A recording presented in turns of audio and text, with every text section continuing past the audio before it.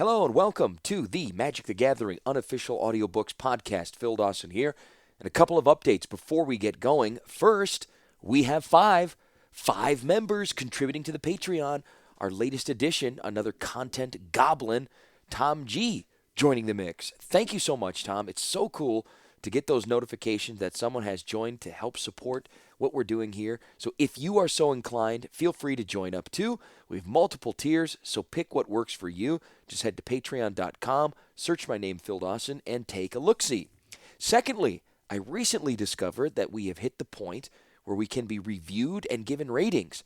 And I say this with the utmost appreciation to you listeners, and who knows how long we'll be able to say this, but we are a perfect 5-star rated podcast on both Spotify and Apple Podcasts. Thank you. Yes. Thank you so much. That's me clapping for myself and for you, right? I found it out when I was showing my in-laws this past week, and it just blew me away, and I'm so very proud.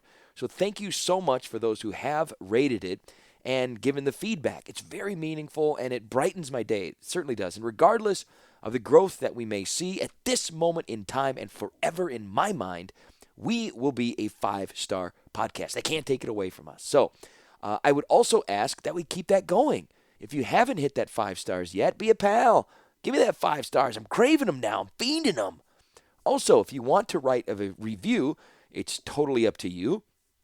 But if you write an especially epically awesome one, I will totally read it.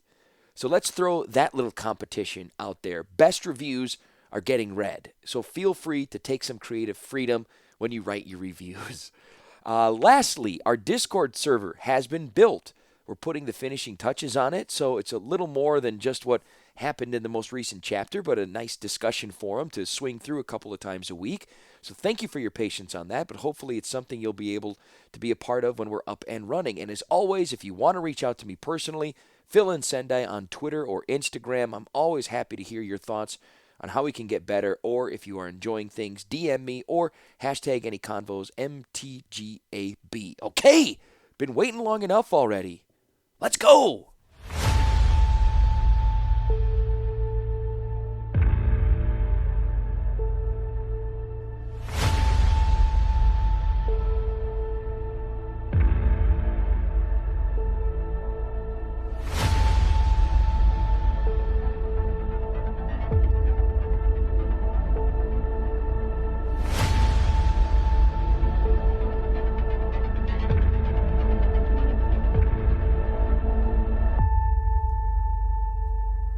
Chapter 18.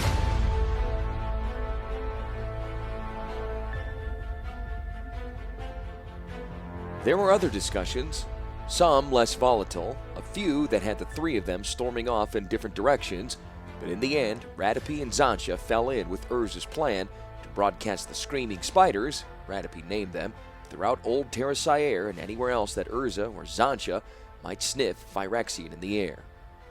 They had about 3 seasons to get the spiders arrayed on dusty walls and ceilings.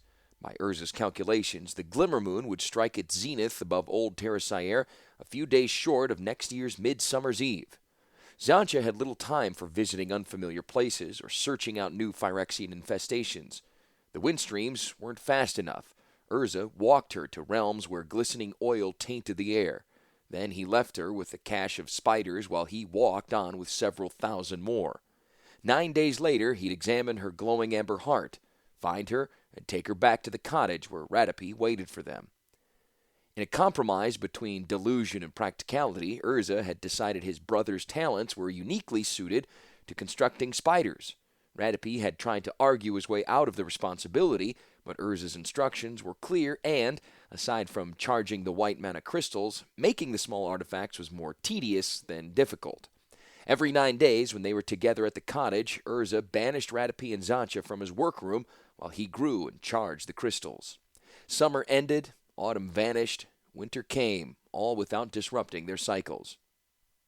"Not that you couldn't do it," Urza would say, the same words every time he and Zansha returned, as if they were written on the instructions he'd given Radapi. "But you've been alone all this time, and Zansha likes to talk to you, and I've got another idea or two that I'd like to tinker with. I can make them better, make them louder. Wider, more powerful. So you two go on. Let me work. Go next door. Talk, eat, do as you like. I'll be busy here until tomorrow night." "He's as mad as he ever was," Zancha said as Radapi put his weight against the workroom door, cracking the late winter ice that had sealed it since Urza and Zancha had left 9 days earlier. "He was mad long before the real Mishra died," Radapi said, lightly, and regretted his nonchalance as he lost his footing on the slick wood. "You didn't really think anything was going to change that, did you?" Like Urza, the two of them had fallen into habits and scripts, at least until they lit the oil lamp and the brazier and warmed the blankets on Zancha's old bed. They seldom talked much or ate after that until the lamp needed replenishing. "I want a favor from you," Radapi said while Zancha relit the lamp with a coal from the brazier. Zancha looked up silently. "It's getting on toward a year." She'd been expecting that. Winter lingered on the ridge. It was spring in the lowlands, a bit more than 2 months shy of the year she'd asked for Radapi and Medrin. She and Urza were 3/4 through the workroom maps, but their chances of finishing the job before midsummer were nil, and none if Radapi demanded that freedom she'd sworn to give him. "You want to go back to Effin Pincher?" A statement, not a question. She made tea from the steaming water atop the brazier. "No, I can count as well as you. Better, usually. Urza needs me here until midsummer, at least. I have my doubts, so do you, but nobody knows what happens next. We agreed to take the risks. So what's the favor?" "I want you to go back to Effin Pincher." "Me?" "Everywhere else the Phyrexians are all sleepers, everywhere, except Bazarat and Morvern, and they'll keep fighting each other, with or without Phyrexian meddling, but I'm still worried about Effin Pincher and the Shroud. We never went back," she interrupted. "I did. I plastered the walls of Medrin and 7 other towns while Urza did Pincher City.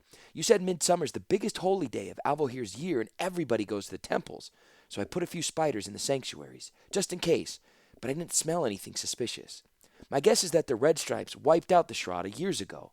Maybe they had Phyrexian help, maybe not. It's history now." "I figured that, and that's why I want a favor. I've tinkered with the spiders, studied the changes that Urza's made since last summer, even made a few on my own and tested them too." Zancha raised her eyebrows as she strained the tea. "It's not like you didn't experiment with the cyst after Urza gave it to you," Radapi retorted. Zancha decided not to pursue the argument. "Urza doesn't count the crystals. I think he expects me to damage a few, and anyway, we know the crystals work. It's the other part that I modified." "You're not trying them out on me," she slammed the straining bowl on the table for emphasis. "No, they're not like that, but I did change the sound they make. The way Urza had them set, the sound makes things boil. What I did makes solid things like rocks and especially mortar break down into sand and dust. And I want you to plant my spiders in the foundation of the Red Stripe Barracks and under the high altar in Avohir's temple in Pincher City. When the glimmer moon passes overhead, the sound will rattle the stones until they come apart." "It would work, but waste not, want not. Why? Even if I could do it, why? Not that I care, personally, but Avohir is your god. Why would you want to turn Avohir's altar into rubble?" "And the Red Stripe Barracks, both. I want to make the sign for every effin to see that whatever strikes the sleepers strikes down the Shroud too, if there's any left anywhere. I don't want some bearded fanatic to take advantage of what we've done. All right, the Shroud didn't kill my family, but they drove us out of the city. They burnt the schools and the libraries. If the Phyrexians got rid of them, well, that's a mark in their favor, but I don't want to take the chance. Will you do it, Zancha? For me?" She followed the steam rising from her mug. "I'll talk to Urza. Urza can't know. Radapi! I'm not just wandering out there. I walk out of here with Urza, and 9 days later, I walk back with him. What am I supposed to do? Yawn and hightail it up to Effin Pincher the moment he sets me down and then hightail it back again?" "That's what I thought you'd do. And when he asks about the spiders I was supposed to be planting?" I thought of that. You tell him they didn't feel right, so you didn't spread them around. I've learned how to make duds, too. If he gets angry, he'll be angry at me for being careless." "Wonderful. You'll do it?" "Let me think about it. Lying to Urza? I can get angry with him. I can yell at him and keep secrets, but I don't know if I can outright lie to him." Radapi didn't push, not that night, but he asked again the next time they were together and alone. If he'd gotten her angry just once, she'd have put the whole cockeyed notion behind her. Radapi was too canny for that. Passionate, yet totally in control. Zancha wondered what Kayla bin Krug would have thought. She wondered whether Kayla would have stood under the stars as she herself did a few visits later and said, "We're getting to the end. He's taking me to Rushore tomorrow. It's not infested with sleepers. More important, it's not far from effin' Pincher. I can get down the coast to Pincher City, plant your spiders, and cover Rushore too." Radapi lifted Zancha off the ground and, before she had a chance to protest, spun on his heels, whirling her around 3 times while he laughed out loud. She was gasping and giddy when her feet touched down. "I knew you would." He kissed her, a kiss that began in joy and ended in passion as he lifted her up again. The next evening, when Urza took her wrist for walking, Zancha was sure that he knew she had extra spiders in her sack and deceit in her heart. She couldn't meet his eyes at their most ordinary. "There's no shame to it, Zancha," Urza said moments later when they stood on a hillside above the seacoast principality of Rushore. "He is a young man, and you prefer yourself as a woman. I heard you laughing with him last night. I racked my memory, and I don't think I've heard you or him so happy. Does my old bones good. After Rushore, I shall go off and leave you two alone together." Urza vanished then, which was just as well. Zancha needed to breathe and couldn't until he was gone. Urza's bones, she thought with a shudder. Urza doesn't have any bones. She chided herself and yawned out the sphere. The sphere rose swiftly through the ground breezes until the ocean wind streams caught it and threw it south, an abrupt reminder, as if Zancha needed one, that she made mistakes when she was distracted. She wove her hand through the wind, pushing the sphere to its limit. Dawn's light revealed effin villages. Morning found her walking the market road into Pincher City. Zancha had scattered spiders all winter without once breaking a sweat, but she was damp and pasty-mouthed when a red-striped guard asked her particulars at the city gate. He had a mortally unpleasant face, a mortally unpleasant smell. "Radapi," she told him, "son of Medea of Medrin." Despite anxiety, Zancha's accent was flawless, and the coins of Rushore were common enough along Gulmany's northern coast that she could offer a few as a bribe, if need be. "Here for?" "I have come to pray before Avahir's holy book on the 5th anniversary of my father's death." Radapi had said there was no more solemn obligation in Effin's son's life. No born Redstripe would question it, and no Phyrexian would last long if it did. "Peace go with you," Redstripe said, and touched Zancha on both cheeks, a gesture which Radapi had warned her to expect. "May your burdens be lifted." Zancha went through the gate in peace. Her burdens hung from her shoulders, exactly as she packed them. She knew where the garrison barracks were and that they'd be swarming with Redstripes most of the day. That left the temple, which might be just as busy but was open to anyone who needed Avahir's grace. Radapi had taught her the necessary prayers, when and where to wash her hands, and not to jump if anyone sprinkled seawater on her head while she was on her knees.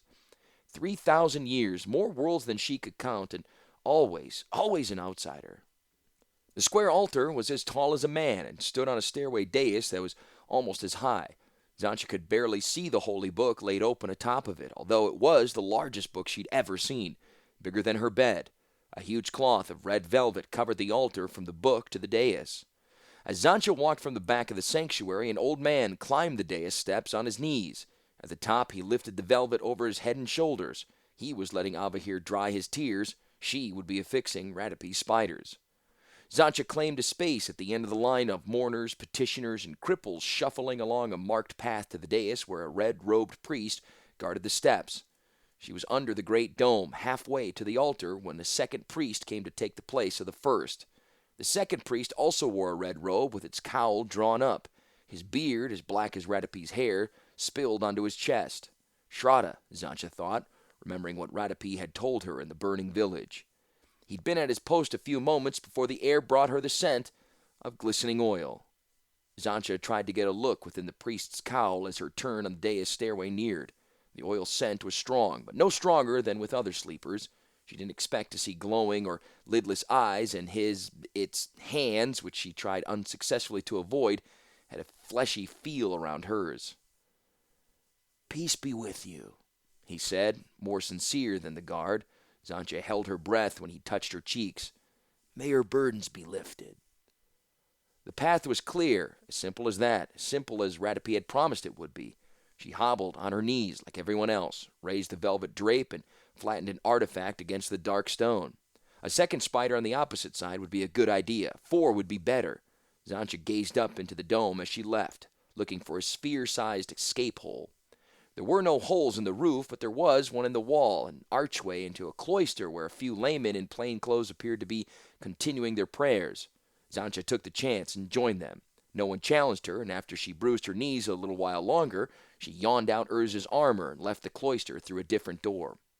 The smell of oil was stronger in the corridor beyond the cloister. Not a great surprise, she was in the priest's private quarters now. The corridors were poorly ventilated, and under such circumstances she expected the taint to thicken. But there was something more. Zancha palmed a handful of screaming spiders from her sack, affixed them to the wall, and pressed deeper into the tangled chambers behind the sanctuary. The scent grew stronger and more complex. She suspected there was an ambulator nearby, or perhaps one of the vertical discs she had seen long ago in Mog. "We call them priests," she reminded herself. Although there were no gods in Phyrexia, only the ineffable, and blind obedience wasn't a religion. Midway down a spiral stairway, Zancha encountered a priest rushing for the surface. Without a gesture or apology, he shoved her against the spiral spine. She slipped down 2 treacherously narrow steps before catching her balance. The scent of glistening oil was heavy in his wake. But except in rudeness, he hadn't noticed her. In her mind, Zancha heard Radapi muttering, "Phyrexians, no imagination." Radapi was young. He hid his fears in sarcasm. She put one of his stone-shattering spiders on the spiral spine. The stairway ended in a vaulted crypt. Light came from a pair of filthy lanterns, and Phyrexian glows attached haphazardly to the stone ribs overhead. The sight of Phyrexian artifacts answered a wealth of questions and left her feeling anxious within Urza's armor. Zancha thought again of Mog and wondered if she shouldn't scurry back to Rushor, confess her deceit when Urza came for her, and let him explore the crypt instead of her. But the truth was that Zancha feared Urza's anger more than she feared Phyrexia. Tiptoeing forward, Zancha silently apologized to Radapi. The crypt's air was pure Phyrexian. Not only was there some sort of passageway in Abahir's temple, it was wide open. She might have to tell Urza what she'd found after she knew what it was, after she shared her discoveries with Radapi, with Mishra. Zancha came to another door, the source of the fetid Phyrexian breeze. She hesitated. She had her armor, a boot knife, and a handful of fuming coins. A passive defense and no offense worth mentioning. Wisdom said, "This is foolish." Then she heard a sound behind her on the spiral stairs, and Wisdom said, "Hide." 3 steps beyond the door, the corridor jogged sharply to the right and into utter darkness. Zancha put one hand behind her back and finger-walked into the unknown. The loudest sound was the pulsing in her ears. She had a sense that she'd entered a larger chamber when the breeze died. She had a sense, too, that she wasn't alone. And she was right. Meatling. 3,400 years, give or take a few decades, and Zancha knew that voice instantly. Gix. Light bloomed around him, gray, heavy light such as shone on the first sphere. Light that wasn't truly light, but visible darkness. Zancha thought the demon was the light's source and needed a moment to discern the upright disk gleaming behind him. Gix had changed since the last time she'd seen him, corroded, crumbling, and thrust into a fumarole. He'd changed since the first time, too. Taller. She looked at his waist when she looked straight ahead, symmetric, altogether more man-shaped, though his metal skin didn't completely hide the glistening sinews and tubes like a born man's veins, only filled with glistening oil that wound over his green-gold skin. Gix's forehead was monumental and framed in a rubine gem that was almost certainly a weapon. His skull seemed to have been pivoted open along his brow ridge. A black metal serrated spike ran from the base of his neck to the now raised base of his skull. From the side, it looked like a spike was rooted in his spine and attached to a red, blue, and yellow fish. In another circumstance, the demon would have been ludicrous or absurd. Far beneath Abahir's altar, he was the image of malignity and horror. Zancha stood transfixed as a narrow beam of blood-red light shone between her and Gix's bulging forehead. She felt surprise, then a command. Obey. Listen and obey. Never. Urza's armor wasn't perfect protection against the demon's invasion of her mind, but added to her own stubbornness and to the wall she made ages ago, Zancha defied the demon. I'll die first. Gix grinned, all glistening teeth and malice. Your wish. He probed her mind again, brutally. Zancha fed him images of his exoration. The demon withdrew suddenly, his metallic chin tucked in a parody of mortal surprise. So old? Light sprang up in the portal chamber, a catacomb with desiccated bodies heaped here and there, all male, all bearded. The Shraddha, if not all of them, then at least 100 of them, and probably their leaders. Replaced with Phyrexians or simply exterminated. Like as not, she'd never know. Whatever the crimes, Zancha knew the Shraddha would have suffered horribly before they died. That would have to suffice for Rat's vengeance. "Yes, I remember you," Gix whispered. "One of the first. And still here?" His metal-sheathed shoulders jerked. "No, not sent. I saved you back. Waiting. The demon's voice faded. The light in its forehead flickered. "Zancha." He made her name long and sibilant, like a snake sliding over dried leaves. "My special one. Here. In Dominaria." Before Gix had needed cables and talons to caress Zancha's chin, now he used light and encountered Urza's armor. "What is this?" The light bored into her right eye, seeking Zancha's past, her history. Defiantly, she threw out images of Urza's dragon burning through the fourth sphere ceiling. Yes, of course. Locked out of Dominaria. Where else would you go? I gave you purpose and you pursued it. You pursue it still." The light became softer. It caressed Zancha's mind. She shivered within Urza's armor. "I'll tell Urza that the demon who destroyed his brother has returned." It was a guess on Zancha's part. Radapi had seen Gix and Mishra's Weakstone recordings, but he never said anything about the Phyrexians who undertaken Mishra's completion, but it was a good guess. "Yes," Gix sighed. "Tell Urza that Gix has returned. Tell him the Thran are waiting for him." Zancha didn't understand. The Phyrexians had fought the Thran. Her mind swirled with echoes of Urza's lectures about Koilos and a noble race that sacrificed itself for Dominaria's future. Gix laughed. All the ruckus birds and chittering insects of summer that couldn't have equaled the sounds. "Did he tell you that? He knows better. He was there." The statement made no sense. Urza had found his eyes at Koilos and through them remembered the final battle between the Thran and the Phyrexians, but he hadn't been there. Gix was toying with her, feeding her on confusion and terror, waiting for her to make a mistake that would let him into her secret places. "You have no secrets, Zancha." More laughter. "I made the stone the brothers broke, and I made the brothers too, and then I made you." "Lies!" Zancha shot back and remembered standing beside a vat. A body floated below the surface, dark-haired, angular, sexless. Her. "There were 1,000 of us," she shot back. 7,000, and only one like you. I looked for you. After he escaped the seventh sphere? "I have my own heart." "Yes, you have done well, Zancha. Better than I hoped. I had plans for you. I still have them. Come back. Listen and obey." Gix pulled a string in Zancha's mind. She felt herself begin to unravel.